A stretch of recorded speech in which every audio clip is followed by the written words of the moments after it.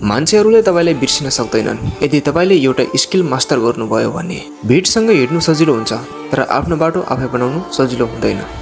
आज धेरैजसो मान्छेहरू त्यही गर्छन् जुन अरूले देख्न वा सुन्न चाहन्छन्। तर जब तपाईँ आफ्नो रियल पर्सनालिटी देखाउन सुरु गर्नुहुन्छ मान्छेहरूले तपाईलाई नोटिस गर्न थाल्छन्, किनकि भिडबाट फरक देखिने मान्छे नै याद रहन्छ। यसैलाई भनिन्छ the art of being authentic. यसलाई मास्टर गर्न यी 3 कुरामा काम गर्नुहोस्। नम्बर 1, आफू जस्तै बन्नुहोस्।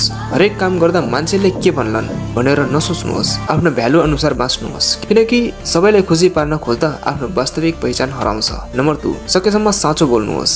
पूर्ण रूपमा कसैले पनि गल्ती गर्दैन, तर सकेसम्म कम झुट बोल्ने बानी बसाल्नुहोस्, किनकि व्यवहार बनाउन वर्षौं लाग्छ तर तोड्न केही समय मात्र। नम्बर 3, कम बोल्नुहोस्, बढी सुन्नुहोस्। धेरैपल्ट अरूलाई तपाईको बारेमा थाहा हुन्छ, धेरै सुन्दा तपाईलाई आफू र अरूको बारेमा थाहा हुन्छ र यही बानीले तपाईको कमजोरी र गल्तीहरू थाहा हुन्छ। याद राख्नुहोस्, मान्छेहरूले नक्कली प्रभावलाई बिर्सिन्छन् तर वास्तविक व्यक्तिलाई कहिल्यै बिर्सिँदैनन्। यदि यो भिडियो युजफुल लाग्यो भने फलो गर्न नबिर्सिनुहोस्।